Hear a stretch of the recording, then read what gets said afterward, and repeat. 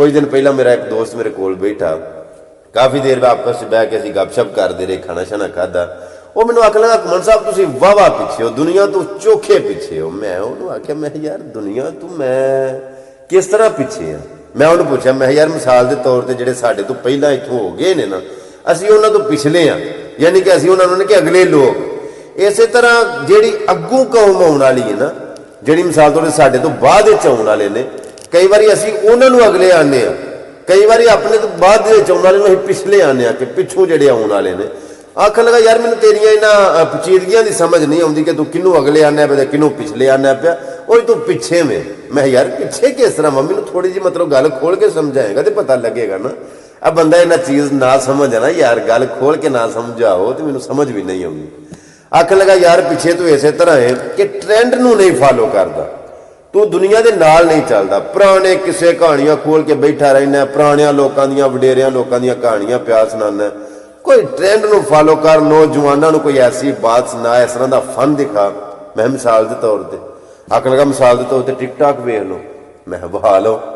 उस टाइम उन्हें अपना मोबाइल कढ़िया तो उन्हें टिकटॉक ऐप जी ओपन की, सामने की वेख्या कुछ लड़के अपने उत्ते ना दुध पे सुटते हैं, इंज कुप्पी उन्हें फड़ी तो अपने उत्ते दुध पे सुटते हैं। आखन लगा वेखो उन्होंने किन्ने लाइक ने, किन्ने कमेंट ने, किन्ने शेयर ने, किन्ने फॉलोवर ने इन्होंने। मैं वेख्या मैं वाकई तो गल है। इस तरह ही उन्हें 2-3 वीडियो होर वहाइया तो अगे फिर इस तरह की वीडियो, फिर अगर उन्हें 1-2 कड्डी अगे फिर इस तरह की वीडियो, यानी कि अपने आप दुध पे सुटते हैं। मैंने आख्या मैं यार रिजा के खुदा दा ये बेहरमती की जाती है पई, तो मेरे को इस तरह के काम नहीं होंगे, मेरे को इस तरह की फैन फॉलोइंग इकट्ठी नहीं होंगी, तो चाहिए भी नहीं, लोड़ भी कोई नहीं। मैनू इस तरह के लाइक इस तरह के ट्रेंड नूं मैं फॉलो नहीं कर सकता यार किसा मोड़ से। मैं मैनू कोई बंदा घंटा 1.5-2 बह के दर्श देंदा रहे ना, समझाता रहे कि इस तरह के ट्रेंड नूं फॉलो कर, मैं मुंह बोला या ना बोला मेरा अंदर बोल पैंदा कि बस तुझसे नहीं हो पाएगा, मेरे को नहीं इंजियां चवल हरकत हो सकदियां।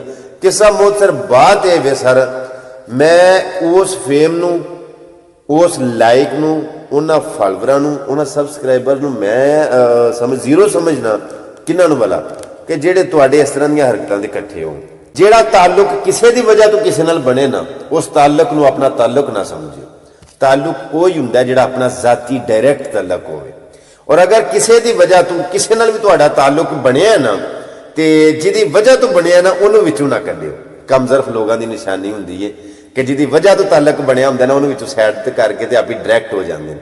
इस तरह ही जिहड़ी पहचान है ना, वो तुहाडी जाती अपनी पहचान होनी चाहिए यार, चंगी होवे माड़ी होवे थोड़ी होवे बहुती होवे जिवें दी भी होवे, पहचान तुहाडी जाती अपनी होनी चाहिए।